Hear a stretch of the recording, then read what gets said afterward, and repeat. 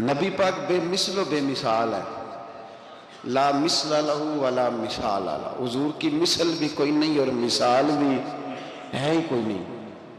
اللہ کریم نے محبوب جیسا دوسرا بنائے کوئی نہیں۔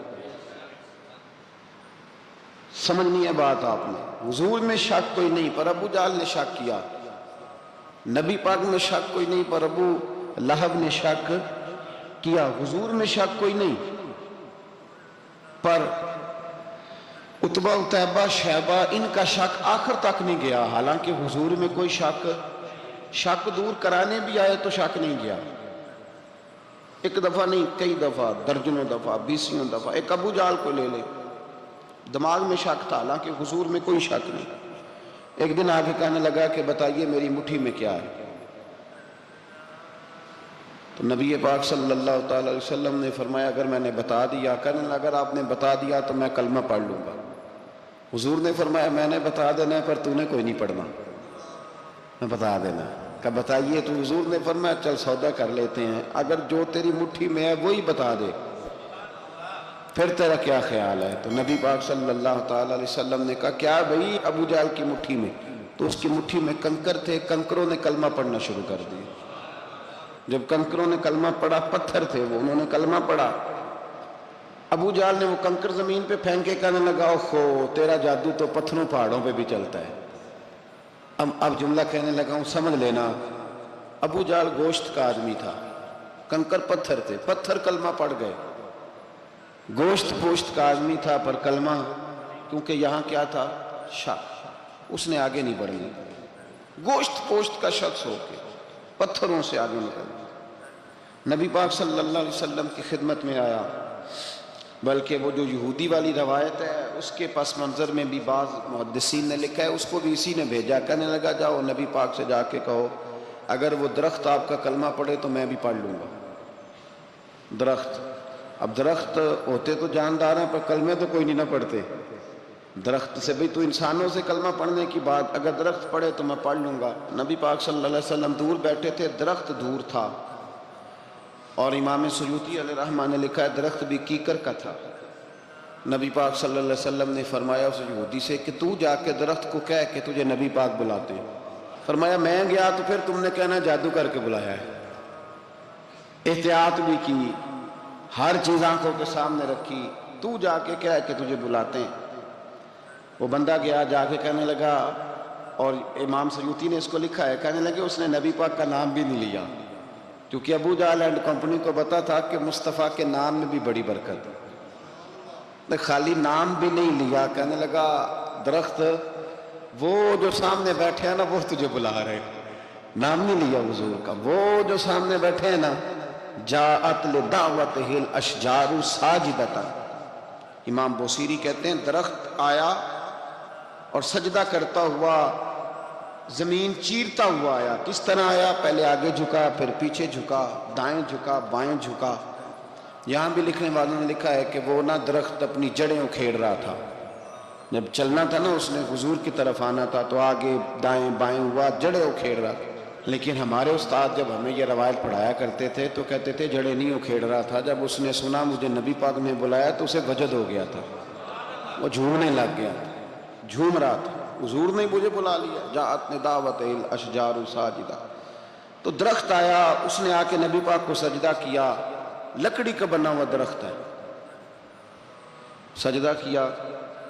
سجدہ کرنے کے بعد درخت اٹھا اور اٹھ کے اس نے نبی پاک کا کلمہ پڑھا۔ وہ جس کو ابو جہل نے بھیجا تھا نا یہودی، وہ درخت کی حالت دیکھ کے کلمہ پڑھ گیا، وہ کلمہ پڑھ گیا، لیکن یہی بے ایمان کہنے لگا ہوئے ہوئے ان کا تو درختوں پہ بھی جادو چلتا ہے۔ لا ریب فی، شک قرآن پاک میں، لیکن اگر بندے کے دماغ میں ہو اس کا علاج ہے کوئی، ادھر ہی شک بیٹھ جائے۔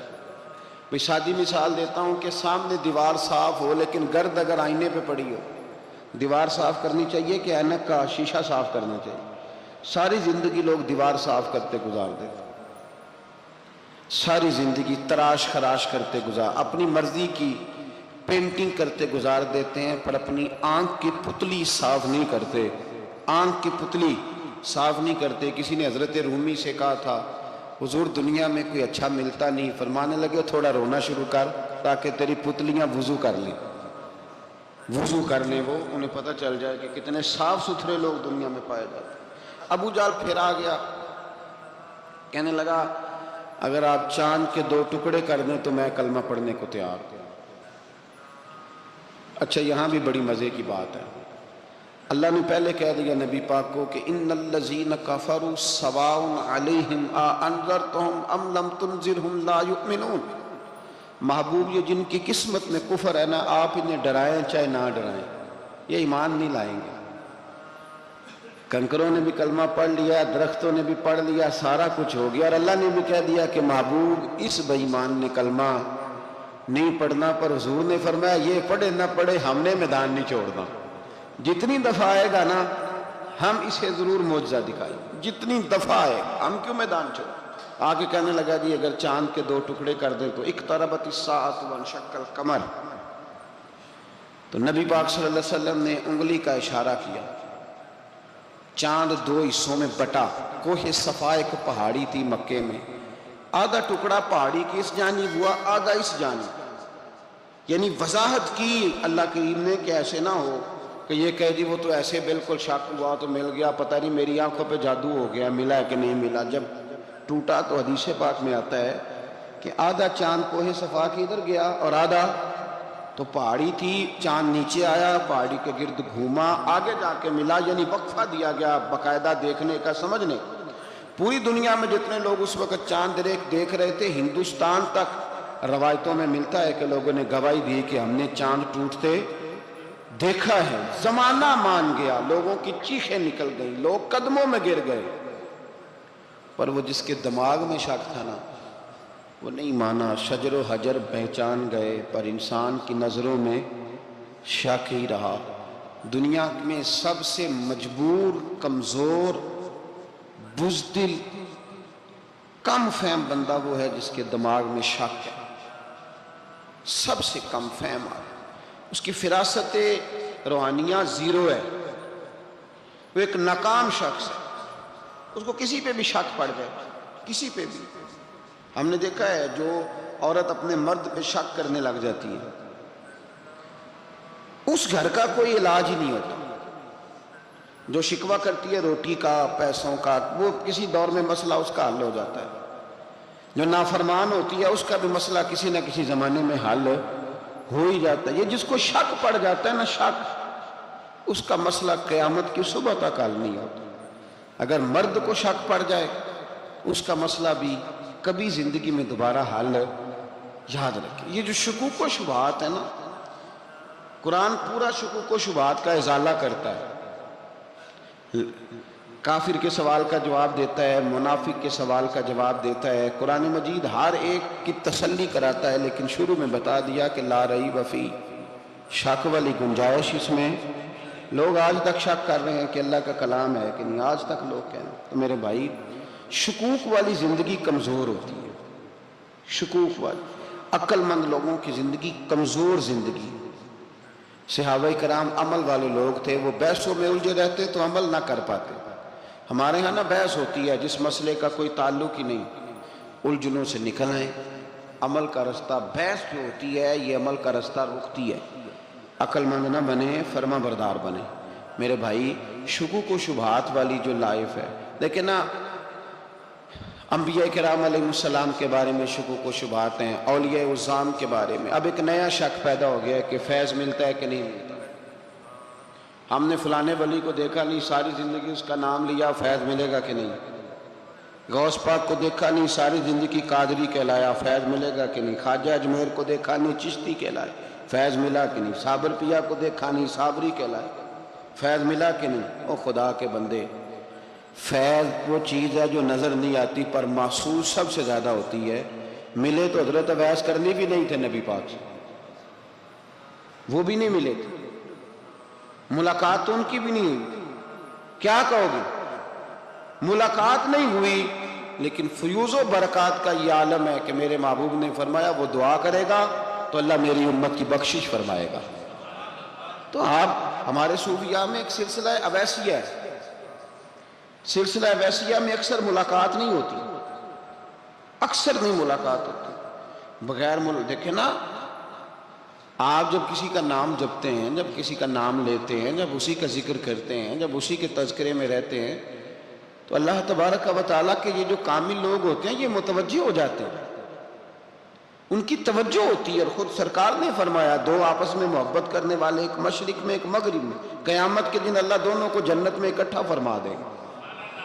یہ کیا بات ہوئی کہ ہر بات میں شک کرنا کہ جی وہ فلانے سے ملاقات ہی نہیں ہوئی؟ تو کس طرح بھئی، ملاقات ایک الگ چیز کا نام ہے، ملاقات ایک الگ شے کا نام ہے، اور فیوز و برکات ایک اللہ سے ملاقات ہوئی ہے۔ رزق دیتا ہے کہ نہیں؟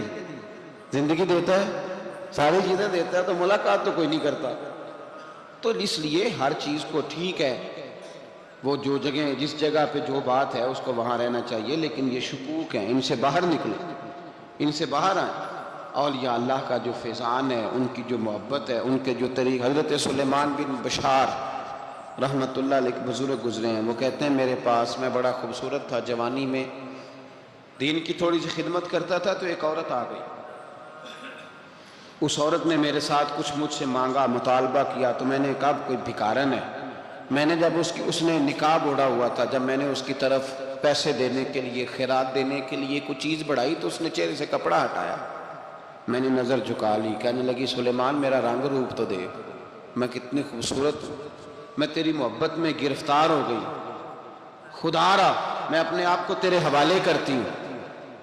آپ فرماتے ہیں جب اس کے نیت اور ارادے میں اور لفظوں میں میں نے فطور دیکھا، تو میں استغفر اللہ پڑھتا وہاں سے بھاگ گیا، اتنا دوڑا کہ میں بصرہ سے باہر نکل گیا، شہر سے ہی باہر آ گیا، عورت سے دوڑ رہا ہے، مرد، نوجوان، خوبصورت۔ فرماتے ہیں عشاء کی اذانیں ہو رہی تھی، نماز پڑھ کے میں مسجد میں سو گیا، تو مجھے حضرت یوسف علیہ السلام کا دیدار ہوا۔ جناب یوسف کہتے ہیں میں حضور کا غلام اور غلاموں کا غلام اور صدیوں بعد کا غلام، تو جناب یوسف علیہ السلام میری خواب میں آئے اور کہنے لگے اٹھ جوان، میرے سینے سے لگ، یار تو نے تو نبی پاک کا امتی ہو کے وہ کام کیا ہے جو میں نے نبی ہو کے کیا تھا۔ اب کام حضرت یوسف والا کیا تھا نا، تو صدیوں اور سالوں اور مہینوں کا فاصلہ بن سکا، تو وہ آ گئے۔ مسئلہ یہ ہے کہ شکوک و شبہات والی زندگی نقصان دیتی ہے۔ حضرت ہمارے سلسلہ مقدسہ میں ایک سلسلہ علویہ ہے جو اعلیٰ حضرت فاضل بریلوی کو حاصل تھا، شاہ عبدالعزیز صاحب محدث دہلوی رحمۃ اللہ تعالیٰ علیہ نے بڑا لکھا مولا علی کی شان پہ، حضرت علی پہ کلام، ان کا ذکر، ان کے تذکرے اس قدر فنا ہو گئے کہ ہر وقت ذکر علی کرتے۔ فرماتے ہیں مجھے خواب میں حضرت علی کا دیدار ہوا، انہوں نے مجھے بیعت فرمایا اور مجھے اپنے سلسلہ مبارکہ میں اجازت دی۔ تو شاہ صاحب رحمت اللہ علیہ فرمایا کرتے تھے کہ میں نے بہت کم لوگ ہیں جن کو پھر ان میں بیعت فرمایا جاتا ہے، تھوڑے چند لوگ، اور ان کو سلسلہ مبارکہ میں اس میں چند لوگ ہیں۔ اعلیٰ حضرت کے بعد شاہ علیہ رسول ہے، شاہ علیہ رسول کے بعد شاہ عبدالعزیز محدث دہلوی، وہ ڈائریکٹ مولا علی شیر خدا سے بیعت۔ تو مطلب یہ ہے کہ کام شکوک و شبہات سے نکلیں۔ قرآن نے کہا لا ریب فیہ، قرآن میں شک البتہ وَإِن كُنتُمْ فِي رَيْبٍ مِّمَّا نَزَّلْنَا عَلَىٰ عَبْدِنَا، بندے کچھ شک کرتے ہیں، اگر انہیں شک ہو تو وہ اس طرح کریں کہ فَأْتُوا بِسُورَةٍ مِّن مِّثْلِهِ، پھر اس کی مثل ایک صورت لے کے آئیں، اور وَادْعُوا شُهَدَاءَكُم مِّن دُونِ اللَّهِ إِن كُنتُمْ صَادِقِينَ، سارے بے شک اپنے حمایتی بلا لیں اگر وہ سچیں۔ شک والی دنیا سے باہر نکل آئیں، حقیقت والی دنیا کو قبول کریں۔ شکوک و شبہات کا ازالہ نہیں ہوتا، شک دوسرے شک کو جنم دیتا ہے، نقص دوسرے نقص کو جنم دیتا ہے، غلطی دوسری غلطی کو جنم دیتی ہے۔ اور انسان جب تک شکوک کی، میں نے آپ کو کہہ دیا کہ ہر گھر بس سکتا ہے، ہر گھر، ہر عورت کے صحیح ہونے کی امید ہوتی ہے، پر جس بی بی کو اپنے خاوند کے کردار پہ شک ہو وہ بی بی کبھی مطمئن نہیں ہوتی۔ ہر گھر بس جاتا ہے، لیکن جس خاوند کو اپنے بیوی کے کردار پہ شک ہو جائے اس کا کبھی اس کے ساتھ سلوک مخلصانہ۔ شکوک والی زندگی بیماروں کی زندگی ہے، شکوک والی زندگی بیماروں کی زندگی، کمزوروں کی زندگی، بزدلوں کی زندگی۔ اس لیے حقیقت والی چیز جب تک آپ کے پاس کوئی چیز کلیئر ہو کے نہیں آتی، شریعت اسلامیہ نے بہتان کی سزا رکھی ہے 80 کوڑے، پتہ ہے آپ کو؟ جس نے ایسے ہی بہتان لگا دیا، دلیل ہی کوئی نہیں، ایسے ہی کہہ دیا کہ جی وہ مجھے شک ہے جی انہوں نے ایسے کیا ہے، فرمایا اسے کوڑے مارو۔ شک کی بنیاد پر بہتان ترازی کرتا ہے، کوڑے کی سزا رکھی، 80 کوڑے مارو اس ظالم۔ یہ شک کر رہا ہے اس کو، جب اس کے پاس دلیل ہی کوئی نہیں۔ یہاں بڑے بندے ہیں بات کر دیتے ہیں، کہتے ہیں جی وہ ایسا ہوا ہوگا، میں نے ایسا دیکھا تھا، ہوگا، کیا تھا، ممکن ہے۔ تو یہ شکوک ہے، اس شکوک، یہ سامنے والے کا کچھ بھی نہیں بگڑتا، اس بیچارے کا کیا بگڑنا ہے۔ یاد رکھیں، بڑی خوبصورت بات یہاں حضرت عبداللہ ابن مسعود کی، آپ فرمایا کرتے تھے جب کسی بندے پر بندے شک کرتے ہیں اور ناجائز شک کرتے ہیں، اللہ اس کی عزتوں میں اضافہ فرما دیتا ہے، اللہ اس کی شانیں عطا کرتا ہے۔ اپنی زندگی کو بیماریوں سے نکالنے، یہ روحانی بیماری ہے شک، اس سے باہر آنا۔ یہ ظلم ہے، اولیاء پہ بھی شک، صوفیاء پہ بھی شک، علماء پہ بھی شک، ہر بندے پہ شک، کوئی صحیح نہیں، سارے غلط، میں اکیلا صحیح۔ اس شک سے باہر آ جائیں، یہ نفسیاتی مریض بنا دے گا، بے سکون کرے گا، بے قرار کرے گا۔ جس ترتیب سے ہم مسکراتے ہیں، جس ترتیب سے ہم روتے ہیں، جس ترتیب سے ہم کسی بات کا اظہار تشکر کرتے ہیں، خدا ان باتوں سے پاک ہے۔ اب بہت ساری حدیثوں میں آیا کہ وہ مسکراتا ہے، تو کیا مطلب ہے مسکرانے کا؟ تو علماء تفسیر نے لکھا ہے مسکرانے کا مطلب یہ ہے کہ وہ بڑا ہی راضی ہوتا ہے اپنے بندے سے، بڑا راضی ہوتا ہے، یہ مطلب۔ ایک تو مسکرانے کا مطلب یہ کہ وہ بڑا راضی ہو گیا، بڑا راضی ہو گیا، وہ مسکرا دیا اپنے بندے پہ۔ اور ایک اس کا معنی خود نبی پاک صلی اللہ تعالیٰ علیہ وسلم نے بیان فرمایا، مسند امام احمد بن حنبل میں حدیث ہے، حضور سید عالم علیہ السلام سے صحابہ نے پوچھا یا رسول اللہ شہید تو بڑے لوگ ہوتے ہیں، شہیدوں میں افضل کون ہے؟ تو اللہ کے حبیب علیہ السلام فرمانے لگے وہ والا بندہ جو ڈٹ گیا تھا کافروں کے مقابلے میں، وہ ہلا نہیں، پوری طرح ڈٹ کے جو لڑا، وہ شہداء میں افضل ہے۔ حضور فرماتے ہیں وہ جنت کے بالا خانوں میں سیر کرے گا اور رب اسے دیکھ کے مسکرائے گا، رب اسے دیکھ کے مسکرائے گا، اللہ تعالیٰ مسکراتا ہے اسے دیکھ کے۔ اور اگلے جملے میں حضور نے وضاحت کر دی، فرمایا جب رب دنیا میں کسی پر مسکراتا ہے نا، تو اس کا معنی یہ ہے کہ قیامت میں پھر اللہ اسے حساب کوئی نہیں لے گا۔ جس پر اللہ دنیا میں مسکرا دیا اس سے کوئی حساب، تو وہ کام ڈھونڈنے چاہیے نا جس سے اللہ مسکرائے۔ ویسے کبھی ہم ایسا کرتے ہیں کہ نہیں کہ کسی کو راضی کیا جائے؟ یہ کام ہم کرتے ہیں کہ ہماری کمپنی کا جو سربراہ ہے وہ ہم سے راضی رہے، جس ادارے میں ہم پڑھاتے ہیں اس ادارے کا بڑا ہم سے راضی رہے، یہ کرتے ہیں ہم۔ اس کے لیے کچھ نہ کچھ ہیلے بہانے ہم کرتے ہیں، برادری، قبیلہ، علاقہ، بستی، لوگ کسی طریقے سے ہمارے ساتھ مطمئن رہیں، کرتے ہیں نا یہ سارے کام۔ اس میں تھوڑی مشکل بھی ہمیں آتی ہے، لیکن کرتے ہیں، کیا کریں؟ گھر میں بھی کئی دفعہ ایسا ماحول بنانا پڑتا ہے۔ چلیں ایک اور میٹھی مثال دیتے ہیں، زیادہ سمجھ میں آئے گی۔ چھوٹا بچہ خوش رہے، آپ اس کے لیے محنت نہیں کرتے؟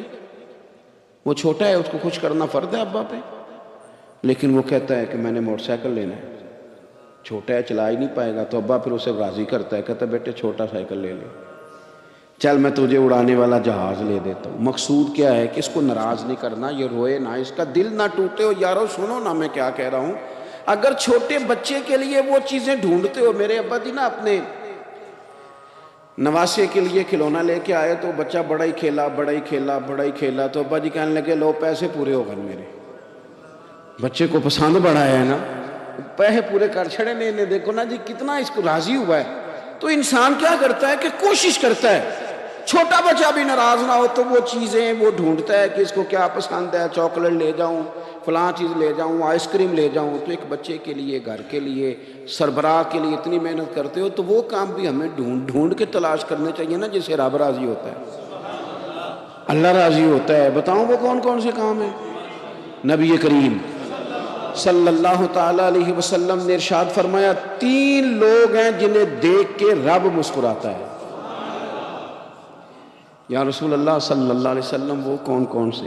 تو محبوب فرمانے لگے ایک وہ بندہ ساری مخلوق سوئی ہے، آدھی رات ہے، رات کا پچھلا پہر ہے، اس نے اٹھ کے وضو کر لیا، مصلی پہ کھڑا ہو گیا خدا کی یاد میں، فرمایا اسے دیکھ کے رب مسکراتا ہے جو اس کی شان کے لائق ہے، مسکراتا ہے اللہ۔ یہ تو سونے کا ٹائم تھا، یہ تو گہری نیند آنے کا وقت تھا، رات کا پچھلا پہر، رات پوے تے بے درداں نو نیند پیاری آوے، تے درد منداں نو یاد سجن دی ستیاں بھی آن جگاوے، اور ساون کی کالی راتوں میں جب بوندا باندی ہوتی ہے، وہ راتوں کو اٹھ اٹھ روتے ہیں جب خلقت ساری سوتی ہے، اللہ مسکراتا ہے۔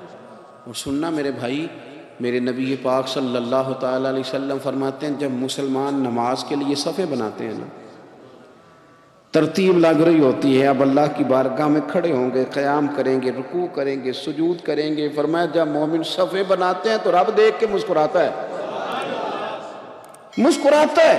کمال ہو گئے عروج بندگی کا، جب بندے کو دیکھ کے رب مسکرائے، خدا بندے سے خود پوچھے بتا تیری رضا کیا ہے، مسکراتا ہے۔ اور میرے نبی پاک علیہ السلام فرماتے ہیں جب مجاہد جہاد کے لیے صفیں سیدھی کرتے ہیں، آج تو یہ رب کے نام پہ مرنے ہی آ گئے، یہ صفوں میں کھڑے ہوں گے، ترتیب سے لڑیں گے، ترتیب سے گلا کاٹیں گے کافروں کا یا شہادت لیں گے۔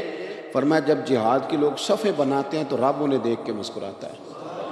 کتنے نصیبوں والا وہ بندہ ہے جسے دیکھ کے مسکرا دیا۔ او یار، کبھی تیرا بیٹا تیرے سامنے مسکرائے نا چھوٹا، تو تیرا دل باغ باغ ہو جاتا ہے۔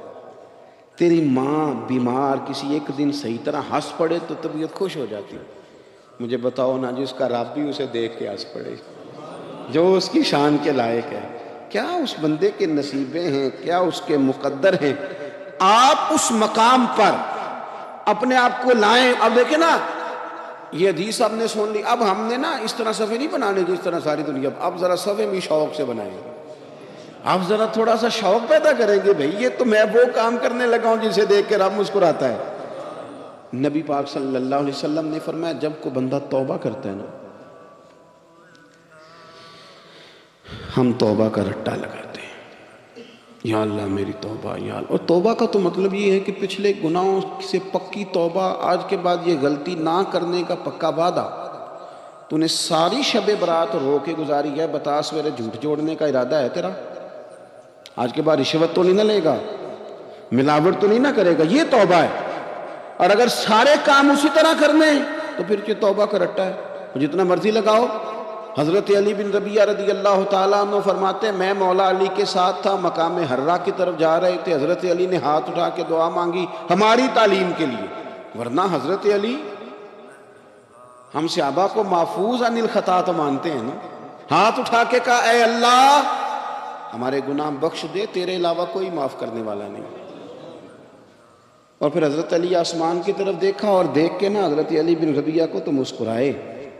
حضرت علی بن ربیعہ کہنے لگے حضور مسکرائے کیوں ہو؟ فرمانے لگے ایک دن میں حضور کے ساتھ اسی طرح آیا تھا، اسی طرح حضور نے دعا فرمائی تھی ہماری تعلیم کے لیے، اور پھر حضور مجھے دیکھ کے مسکرائے تھے اور فرمایا جب کوئی بندہ رب کی بارگاہ میں اس طرح استغفار کرتا ہے تو رب مسکراتا ہے، اور مسکرا کے فرماتا دیکھ لو میرے بندوں کو پتہ ہے کہ میرے علاوہ معاف کرنے والا کوئی نہیں، انہیں پتہ ہے۔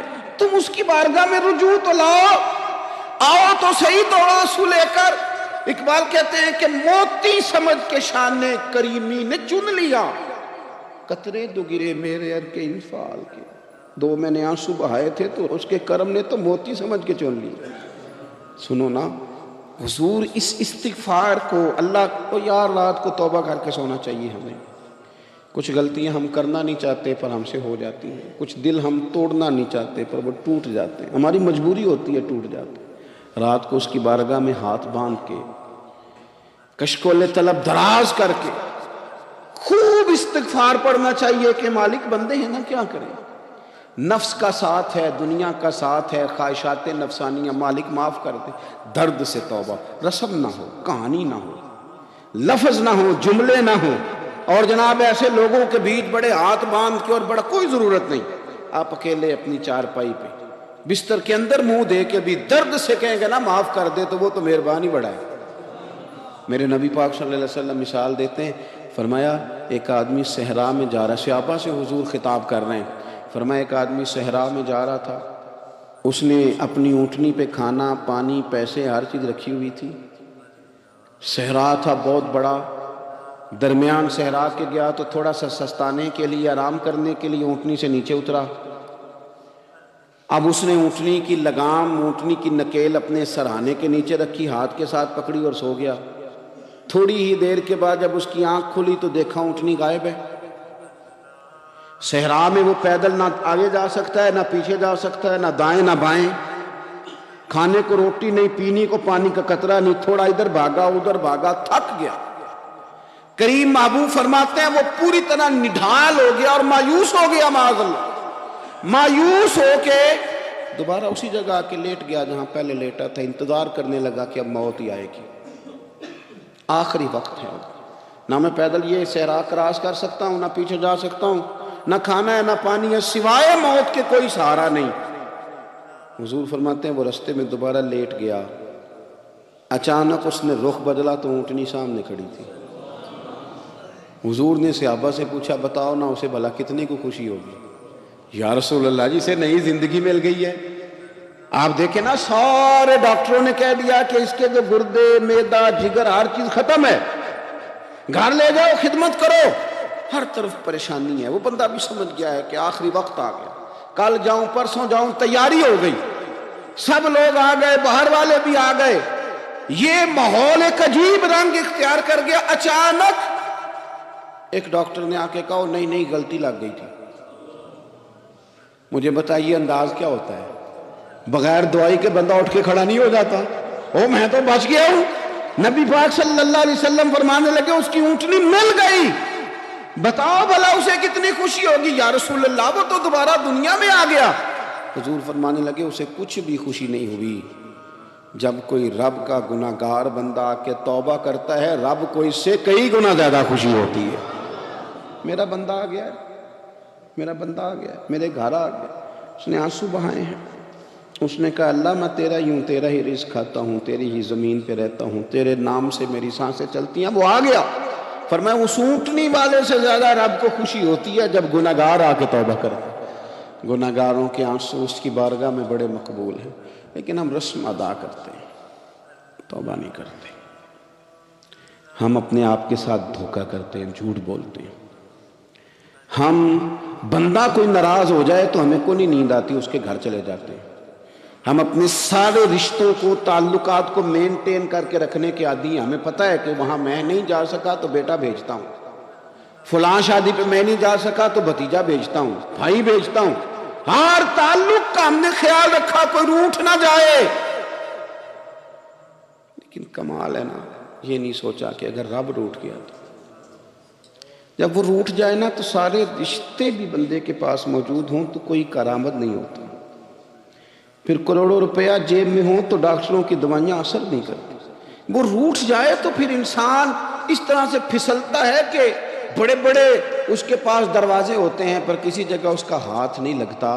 خدا را خیال کریں، دنیا روٹھتی ہے تو روٹھ جائے، رب رسول ناراض نہ ہونے پائیں، اس کا خیال کریں۔ حضور فرماتے ہیں وہ مسکراتا ہے، اسے خوشی ہوتی ہے جب کوئی اس کا بندہ اس کی طرف رجوع کرتا ہے۔ میرے عزیزو، رسول پاک صلی اللہ تعالیٰ علیہ وسلم نے ان لوگوں کے تذکرے کیے جنہیں دیکھ کے رب مسکراتا ہے۔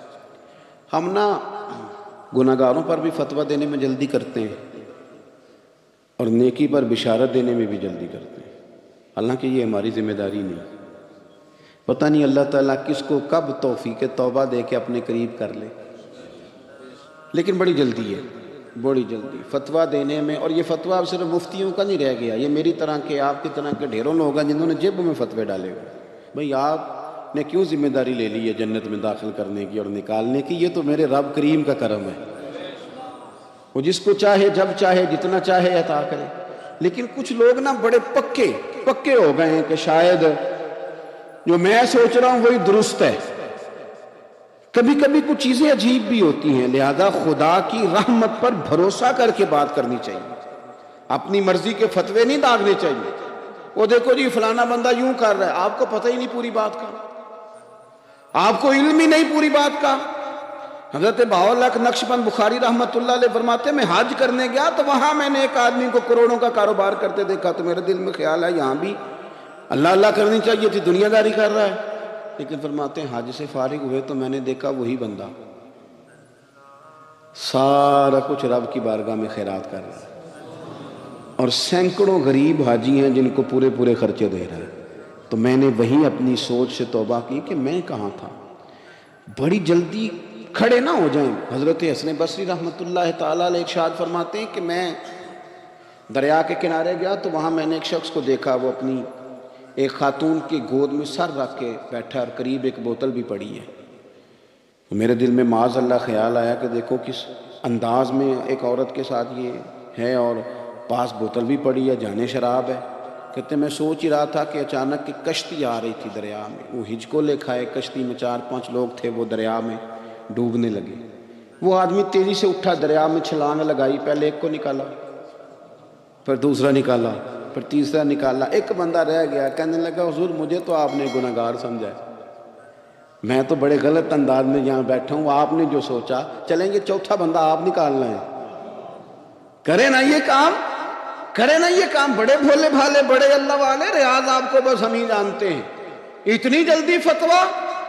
حضرت حسن بصری فرماتے ہیں میں پشیمان ہوا، میں نے کہا مجھے تیرنا نہیں آتا، تو دیر نہ کر، چوتھا ڈوب نہ جائے۔ کرتے اس نے چھلانگ لگائی، چوتھا بھی نکال لایا، اور کہنے لگا حضرت آپ نے جلدی کی سوچنے میں، یہ بی بی میری ماں ہے اور یہ سرکے کی بوتل ہے۔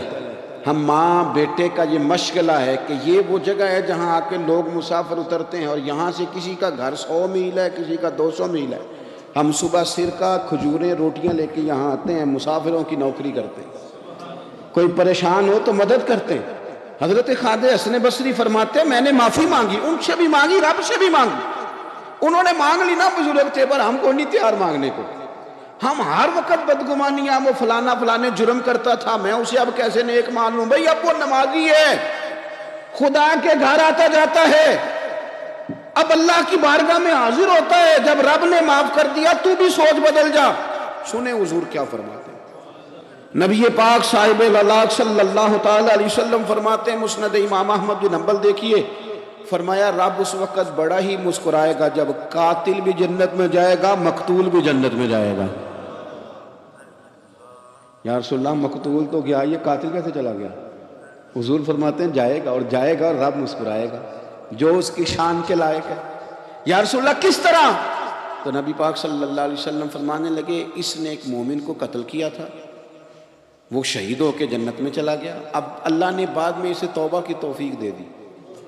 پہلے اس نے کلمہ پڑھا، پھر یہ میدان میں اترا، کافروں سے لڑا، یہ شہید ہوا، رب نے اسے بھی جنت دے دی۔ قاتل بھی جنت میں، مقتول بھی جنت میں، اور بات اتنی انوکھی ہے کہ رب دیکھ کے مسکرا رہا ہے، جو اس کی شان کے لائق ہے۔ ہم جلدی میں ہیں، ہم انتظار نہیں کر رہے کہ شاید توبہ کر جائے، ہم انتظار نہیں کر رہے، لیکن میرے عزیز اتنی جلدی نہ کریں۔ سوچوں کا صاف ہونا، ذہنوں کا پاک ہونا، اور لوگوں کے بارے میں گمان کا اچھا ہونا۔ آپ کسی نفسیات کے ڈاکٹر کے پاس چلے جائیں، اسے کہیں ٹینشن بڑھی ہے، میں ان کے مضامین پڑھتا رہتا ہوں، وہ سب سے پہلا سبق آپ کو یہ پڑھائیں گے کہ اچھا سوچا کریں۔ اچھا سوچنے سے بندہ تندرست رہتا ہے۔ کس سے بندہ تندرست رہتا ہے؟ ہیں جی واقعی، یعنی اس والے پڑوسی کے بارے میں بھی اچھا سوچنا ہے گھر میں، اس والے کے بارے میں بھی، چھوٹے بھائی کے بارے میں بھی اچھا سوچنا ہے، اور بڑے کے بارے میں بھی اچھا ہی سوچنا ہے۔ یعنی اپنی برادری قبیلے کے بارے میں بھی اچھا سوچیں، جو قبیلے کا نہیں اس کے بارے میں بھی چلیں تھوڑا سا اچھا سوچ لیں۔ اپنے بارے میں تو اچھا سوچا ہے بڑا، میں کہتا ہوں کہ ہم اپنی غلطیوں سمیت اپنے آپ سے بڑا پیار کرتے ہیں، اور دوسرے کی ایک غلطی نظر آ جائے تو ہمیں گھن آنے لگ جاتی ہے۔ آپ جلدی نہ کریں، مالک نے موقع دیا ہے بندوں کو، نہ وہ کسی کا رزق چھین رہا ہے، نہ سانسیں چھین رہا ہے، وہ اپنی زمین پہ چلنے بھی دے رہا ہے، رہنے بھی دے رہا ہے، تو جب اس نے موقع دیا ہے آپ بھی تھوڑا موقع دیں۔ اللہ بڑا کریم ہے، دروازے کھولے گا، اس کے بندے اس کی بارگاہ تک پہنچیں گے۔ بدگمانیاں، اور پھر بدگمانیوں کا عروج، اور اس لیول تک جا کے بات کر دینے کا جہاں سے خوف آئے کہ یار یہ بات نہیں کرنی چاہیے۔ رسول کائنات سرور دو عالم صلی اللہ تعالی علیہ وسلم فرماتے ہیں کہ اللہ مسکراتا ہے۔ دیکھو ہمارے ہاں نا ایک اور بھی مسئلہ بن گیا ہے، میں نے کچھ لوگوں کو نا پکا، میرے پیارے ہیں، محبت ہے مجھے، تو میں چونکہ آپ میری کلاس ہیں، میں مشاہداتی اور تجرباتی باتیں بھی کر لیتا ہوں، اسی کی روشنی میں کئی دفعہ گفتگو بھی تیار کرتا ہوں۔ کچھ لوگوں نے نا پکا ذہن بنا لیا یہ کہنے کا کہ ہاتھ بڑا تنگ ہے، پکا آپ جس وقت پوچھ لیں ان کا ہاتھ اور بڑا ہی زیادہ تنگ ہے. آپ یقین کریں بہن کا جو خامند ہے وہ کہہ رہا ہے جا حصہ لے کے آ, تیرے بھائیوں کی کمائی تو نہیں تیرے ابا کی ہے, لے کے آ. وہ بیچاری اس کی منتیں کر رہی ہیں, کہتی ہے اگر جاؤں گی نا تو وہ کہیں گے حصہ لے جا, آج کے بعد ہمارے گھر نہ آنا, میرا دروازہ نہ بند کرو, مہربانی کرو. اور بھائی سے بات کرتی ہے تو کہتا ہے ہاتھ ہی بڑا تنگ ہے, جب ٹھیک ہوگا تو دے دوں گا. نہ کریں گے ظلم. ہمارے اپنے تڑپتے رہتے ہیں اور ہماری دولتیں اندر پڑی رہتی ہیں. ہمارے اپنے چھوٹی چھوٹی ضروریات کے لیے پریشان ہوتے ہیں, لیکن ہم بڑے بڑے بہانے ہیں ہمارے پاس, کہتے ہیں یہ نکما ہے, یہ نکھٹو ہے, یہ کام نہیں کرتا, اس میں فلانا ہے, بے فلانا ہے, لہذا میں نے نہیں ساتھ چلنا. احساس جب آپ کے اندر پیدا ہوتا ہے نا, احساس, جب کسی کے لیے آپ حساس ہوتے ہیں تو آپ کو بھی سرور حاصل ہوتا ہے. نہ کریں یہ کام کہ آپ کو اللہ نے وسعت دی ہے اور ہر وقت آپ ہاتھ تانگ ہونے کا رونا رو رہے ہیں, ہر وقت آپ یہ کہہ رہے ہیں میں بڑی آزمائش میں ہوں, جب خدا نے آپ پہ نہیں ڈالی. تو اتنے جھوٹ بولنا صرف اس لیے کہ میرے پیسے بچ جائیں, صرف اس لیے کہانی سنانا کہ حالات میرے بڑے خراب ہیں کہ کوئی بندہ میرے سے کوئی تھوڑا بہت قرض نہ مانگ لے. سنو, نبی پاک صلی اللہ علیہ وسلم کے پاس مہمان آ گیا, بخاری مسلم ہے. حضور نے ازواج مطہرات کے گھروں میں پیغام بھیجا, کچھ چیز ہے ضیافت کے لیے؟ یا رسول اللہ کچھ بھی نہیں, یہ دو جہاں کے شاہ ہیں اور پاس کچھ رکھتے نہیں, دو جہاں کی نعمتیں ہیں, ان کے خالی ہاتھ ہیں. یا رسول اللہ کوئی چیز بھی نہیں. حضور نے صحابہ کے مجمع پہ نظر ڈالی, یا رسول اللہ صلی اللہ علیہ وسلم حکم ہو. تو حضور فرمانے لگے تم میں سے کوئی بندہ ہے جو اسے گھر لے جائے روٹی کھلائے. ایک صحابی اٹھے فوراً, حضور میں لے کے جاتا ہوں کھانا کھلاتا ہوں. فرماتے ہیں میرے گھر میں صرف بچوں کا کھانا تھا, یہ نہیں کہ فریزر بھرا ہوا ہے نعمتوں سے, صرف بچوں کا کھانا. یہ نہیں کہ کسی کو دیکھ کے اپنی ہنڈیا پہ برتن دے لیا, صرف بچوں کا کھانا. کہتے ہیں گھر گیا, بیوی سے کہا کیا کیفیت ہے؟ کہنے لگی بچوں کی روٹی ہے. میں نے کہا بچے سلا دے, صبح ناشتہ کر لیں گے. تو کہنے لگی آپ کیا کھائیں گے؟ تو میں نے کہا نہ میں کھاؤں گا نہ تو کھائے گی, مہمان جو نبی پاک کا ہے. کہا اچھا, اب ذرا تجویز دیکھو میاں بیوی کی سوجھی آپس میں. کہتے ہیں کھانا لگا دینا, کیونکہ ایک آدھ بندے کا کھانا ہے.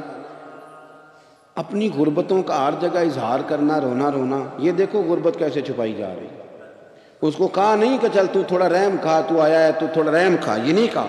کہا اٹھ کے نا تو کھانا رکھنا اور اٹھ کے نا چراغ ٹھیک کرنے کے بہانے بجھا دینا. ہم دنیا والوں کے سامنے کیوں اپنے دکھ بیان کریں؟ ہم جو کہیں گے رب رسول کی بارگاہ میں کہیں گے. تو نا چراغ ٹھیک کرنے کے بہانے. اہلیہ اٹھی, کھانا دینے کے بعد چراغ ٹھیک کرنے کے بہانے بجھا دیا. خامد بھی ہاتھ چلاتے رہے, بیوی کبھی برتن رکھتی کبھی اٹھاتی, پتہ چلے کہ کھانا کھا رہے ہیں. کھانا کھایا جا رہا ہے. کہتے ہیں مہمان پیٹ بھر کے کھانا کھا گیا. یہ کام ہوا رات کے اندھیرے میں, اس وقت ہوا جب چراغ بھی بند تھا, اس وقت ہوا جب کوئی دیکھنے والا نہیں تھا, کسی پڑوسی کو بھی خبر نہیں تھی. فرماتے ہیں صبح کے اجالے میں اس مہمان کو لے کے مسجد نبوی میں نے قدم رکھا تو نبی کریم نے فرمایا رات جو تم نے کام کیا ہے نا اسے دیکھ کے میرا رب بڑا مسکرایا ہے, اللہ بڑا مسکرایا ہے. اللہ تر دامنی پہ شیخ ہماری نہ جائیے, ہم دامن نہ چھوڑ دیں تو فرشتے وضو کریں. یہ شان ہے صحابہ کی. نبی کریم علیہ السلام نے فرمایا رب رات مسکرایا تیرا یہ انداز دیکھ کے, اور اس نے قرآن نازل کیا وَيُبْصِرُونَ عَلَىٰ أَنفُسِهِمْ وَلَوْ كَانَ بِهِمْ خَصَاصَةٌ. کچھ لوگ وہ ہیں جنہیں بڑی بھی ضرورت ہو تو دوسروں پر اثار کر دیتے ہیں, قربانی دے دیتے ہیں. رب مسکرایا ہے. اندر پیسے رکھے ہوئے ہیں, اندر پیسے رکھے ہوئے ہیں, اور بہن آ کے منت کر رہی ہے کہ بھائی حالات بڑے خراب ہیں, تھوڑی سی مہربانی کر. تو کہتے ہیں بہن پردہ یہ ہے بس, کیسے بتاؤں تجھے حالات, تجھے کیا بتاؤں کام کتنی مشکل سے چلتا ہے, یہ پردہ یہ بس. بہرحال اگر تو نے کہا ہے نا 50,000 تو میں زیادہ نہیں کو 20 کو دے دوں گا تجھے, وہ بھی خاصی نیکی کر کے, وہ بھی بتا سکھا کے. رات اماں پہ علیحدہ سے احسان چڑھاؤں گا, ابا پہ علیحدہ سے چڑھاؤں گا کہ تمہاری بیٹی کے ساتھ تعاون کرنا, سارے علاقے کو ویسے ہی بتاؤں گا. اور وہ غریبنی بیچاری 20,000 لے کے گھر گئی ہے, پہ سفارشیں کر رہی ہے کہ مہربانی کرو. میں نے ایسے بھی دیکھے ہیں جو پہلے بیوی کو پکڑاتے ہیں تو دے, اس لیے کہ پھر وزیر اعظم تو ڈنڈا نکال لے گا تو بڑا مشکل ہو جائے گا پھر گھر میں رہنا. لہذا وہ یہ تو آگے لا، یہ کیا لہجہ ہے آپ کا؟ یہ تو کسی کو بھی دیں تو چھپا کے دینے کا حکم ہے، کسی کو بھی دیں تو ہمیں حکم یہ ہے کہ سیدھے ہاتھ سے دینا ہے، الٹے کو خبر۔ اور یہ جو بالکل ہی اپنے ہیں، ان پر تو پردہ پوشی آپ کے لیے ویسے ہی ضرورت تھی۔ میرے عزیز، رب مسکراتا ہے، میرے نبی پاک علیہ السلام نے یہ اعمال ہمیں بتائے جن پر اللہ مسکراتا ہے، خوش ہوتا ہے۔ اور بعض لوگوں کو حضور نے نامینیٹ کیا، حضرت سعد بن معاذ رضی اللہ تعالیٰ عنہ عظیم صحابی تھے، یہ وہ خوبصورت صحابی ہیں جن کے جنازے کو کندھا میرے نبی پاک نے عطا فرمایا، حضور نے کندھا عطا فرمایا۔ کمال ہو گیا، نرخ بازار محبت کا انوکھا ہی ہو گیا، خود خریداروں میں شامل آ کے مولا ہو گیا، حضور نے کندھا دیا۔ حضرت سعد بن معاذ رضی اللہ تعالیٰ عنہ کا جب جنازہ اٹھا، ان کی والدہ رو پڑی، بڑے درد سے روئی، ماں تھی نا، ان کی آواز جب حضور تک گئی تو نبی پاک نے فرمایا آنسوؤں کو روک لے، آواز کو کم کر لے، تیرے بیٹے کی تو جب روح پرواز ہوئی ہے تو رب مسکرایا ہے، جس کے آنے پہ رب راضی ہو مسکرا دے جو اس کی شان کے لائق ہے۔ یہ تو وہ لوگ ہیں کہ جن کے جانے پر نا رب، وہ کسی نے کہا تھا کہ میرے مرنے پہ ہر سو شور مچ جائے گا، دیکھو گے میرے مرنے پہ ہر سو شور، تمہیں پتہ چل جائے گا جب ہم جائیں گے، میرے مرنے پہ ہر سو شور مچ جائے گا، دیکھو گے، اور کہنے الوداع سرکار خود تشریف لائیں گے۔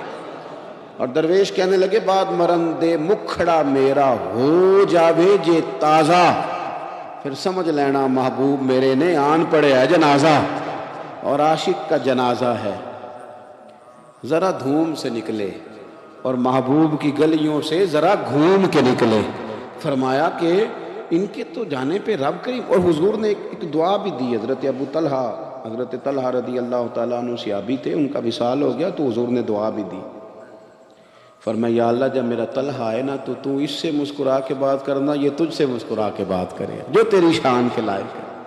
تو اللہ تعالیٰ غائب درجے راضی ہوتا ہے۔ ایک دفعہ پھر بات دہراتا ہوں، جو میدان میں ڈٹ کے شہید ہو رب اسے دیکھ کے مسکراتا ہے، جو اس کی شان کے لائق ہے۔ جو توبہ صحیح کریں، سچی کریں، رب انہیں دیکھ کے مسکراتا ہے جو اس کی شان کے لائق ہے۔ جو نماز کے لیے صفیں بنائے رب انہیں دیکھ کے مسکراتا ہے، جو جہاد کے لیے صفیں بنائے رب دیکھ کے مسکراتا ہے۔